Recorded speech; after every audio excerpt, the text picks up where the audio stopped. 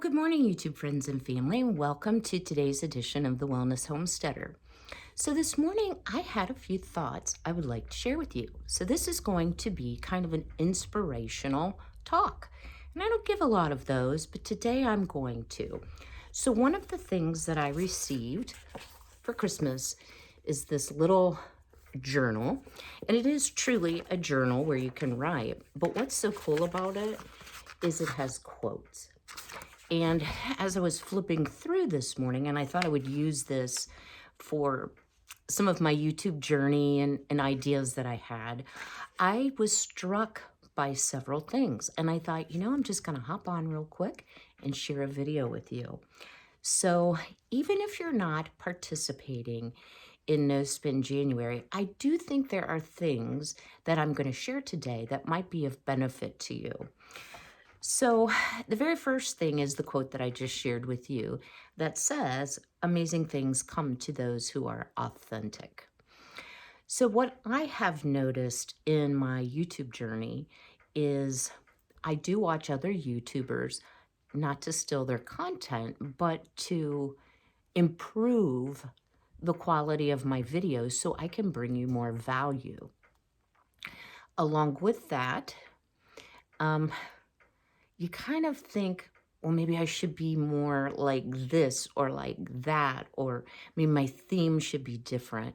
And what I realized this morning is I'm just going to be my authentic self. And if people don't like my channel, they don't have to watch it. So that gave me a degree of peace.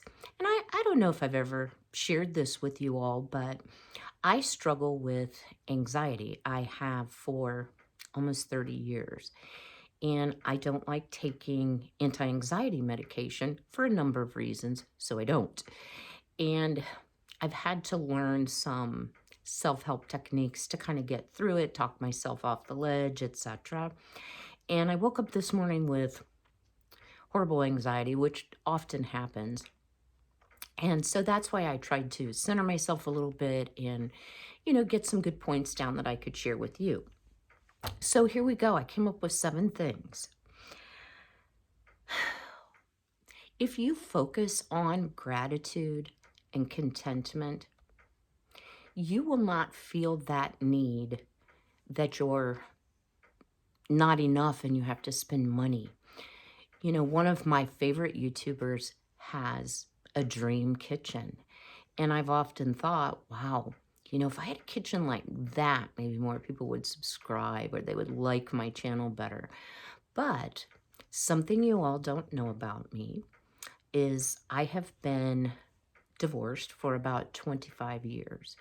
When I first got divorced, there was a period of time where things had to be settled and I didn't have money. And so I ended up renting a house, and I use that term very loosely because it was actually a barn that had been converted into a 2-bedroom home. It did not have central heating. It did not have central cooling. The appliances were from probably 1970, literally like a Brady Bunch colored stove, etc. And the washer and dryer sat in the kitchen. It didn't even have a bathtub. It just had a shower. So I lived there for about a year until financially things got settled. I got more established and I was able to purchase a home. I lived there for 5 years. I moved here. So actually I've probably been divorced a little longer than that, but at any rate, that doesn't matter. And I've been here for 20 years. And I thought, Kim, you need to focus on what you are so grateful for. There was a time you didn't have central heating. There was a time you couldn't take a bath if you wanted to. You had to get in that little skinny tiny shower stall and hope and pray the water pressure was good that day because it wasn't on city water. So, I think looking at things to be grateful for every single day and even writing them down can really help bring a sense of peace and contentment. And if we're looking at No Spend January or just spending habits in general, really decrease your desire to buy to make yourself content. I did do a little math, and if you spent $27 a day Now you may think, oh my gosh, I'd never spend that. But think about that. Food, if you're stopping to get coffee or you eat your lunch out or you do a lot of driving, so you're having to fill up every couple days, $27 a day is not that much. Do you realize that adds up to 10,000 a year? So I hope that kind of puts it into perspective so that you're more mindful about your spending. I'm going to have to get a little drink with my sippy cup, and yep, I'm still using the old sippy cup. Okay, number 2, focus on self-care, and I'm going to talk about what I mean about that, and personal development. And those things can be free. By self-care, I don't mean going to the beauty salon or, getting massages and all that stuff. Sometimes something just as simple as taking a bath, um, doing a manicure, even if you don't put polish on, just cutting and filing your nails. Those type of self-care things put you in a place of importance in your own life. So that can be very helpful. Personal development, listen to podcasts, they're free. Watch YouTube, it's free. Go to the library, do research on topics that interest you, that's also free of charge. Work on meal prep, that's part of self-care, planning for your nutrition for the week. Work on relationship building, whether it's a phone call or if you're like me, I hate talking on the phone. I'm totally a text and messenger girl. But, build those relationships, and that's part of self-care. And it costs you nothing, and it will greatly enrich your life and your contentment. Number 3, you may have wondered why I keep telling you, do your food inventory, let's get our menus prepared, etc. And there's a reason for it. Planning saves money.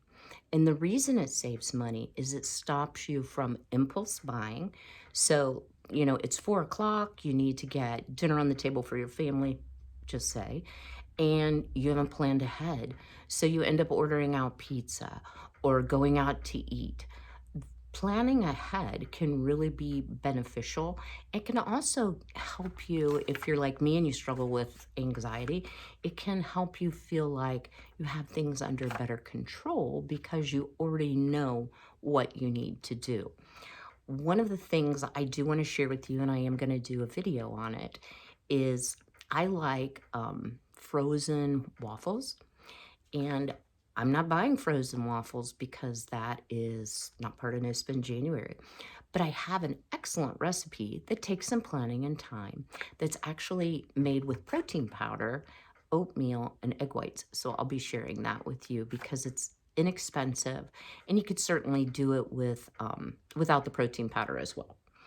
Okay, next, number 4.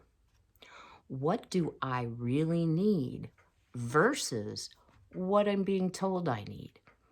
Now, I think as adults, we all do not like to be told what to do. That's me for sure. But advertising is telling you what you need. So be very mindful as you see ads that they're telling you you need it and you probably don't need it, or you need to decide for yourself if you need it.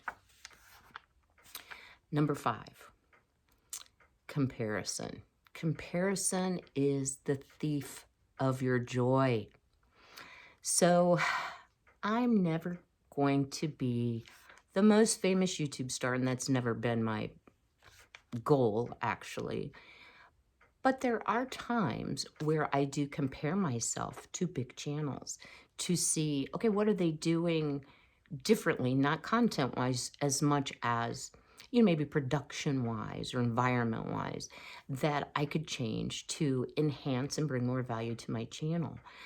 But it can bring a sense of being very discontent. It can also make you think you need things that you really don't need. And it really goes back to being your authentic self. So I'm not going to change anything major about my channel. I am going to try to figure out how to use my camera. Actually, I know how to use it. I'm having a little trouble getting the mic to work. And So I'm gonna work on that. So yep, we're using the phone this morning. All right. Number 6. Know the value of saving. And if you're into investing as well, invest because this can bring you a sense of security for your future. So, a good example, my kitty cat Frankie fell very ill on Christmas Day. He hadn't been good the night before, but Christmas Day is extremely ill. Knowing I couldn't get a vet, I waited till 6 o'clock the following morning, and by that point, he was full out vomiting diarrhea, really sick, obviously having stomach pain. I had to take him to an emergency vet almost an hour away. It was like a animal hospital. I mean, it was phenomenally large. I was really shocked. And I'm going to share with you that it cost me $743. Now I was really glad that didn't happen in No Spend January, but if it would have, it wouldn't have made any difference because that was an essential. It was healthcare that he needed.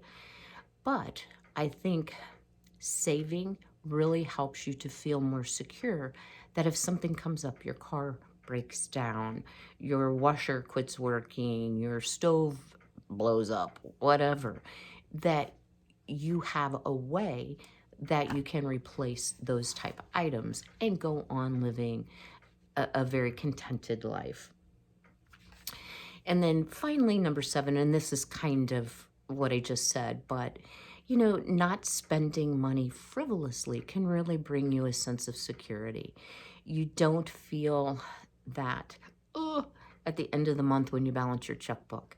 You don't worry when your bills come, can I pay this? Because you've planned and you know that those items are covered with what income you have to work with. Now, I've been on Social Security disability. I think I got my first check last March. So I had a period of time with no income while my Social Security was being approved, and I had to live very frugally. Once that kind of went through, I was a little lackadaisical, if you would want to say that, about my spending habits. And that is one of the reasons that I'm choosing to do a no spend January, is to kind of put a period on doing that reset. So, a couple benefits I just want to bring out, and whether you're going to do a no spend day, a no spend week, or you're not interested in no spend January whatsoever, because that's not an issue for you, what I want to tell you is I think focusing on not spending unnecessarily will help you to be calmer. And I think it will help you to be more creative because you're using what you have to make your life. You're not dependent on buying something new or having something new in order to be happy. So the quote on the next page, I just want to read to you and then I'm going to leave it there, is, "This is her year, the year when fear and doubt no longer stop her from living life to the fullest. She's going to step out of her comfort zone and take a chance on herself. She knows she's a risk worth taking and she's not going to look back." So I hope that will motivate some of you. If you're struggling with financial problems or just life in general, I think this whole pandemic has made everyone kind of feel weirded out. I know I have. I was so grateful when my son came home because I had not seen him since March, since all this started. That's the longest in my lifetime I've ever gone without seeing my son. So, this year I hope I can step a little bit out of my comfort zone, learn more, teach more, bring you more value on this channel. And for those of you who ask, thank you so much for your thoughts and prayers on Frankie. He's doing much better. I wouldn't say he's 100%. He's kind of ticked off at me because I have to give him medicine and he doesn't like that. But he did come sit in my lap this morning and purr. So I think that's a good sign. So be healthy, be well, be blessed, and have a wonderful day.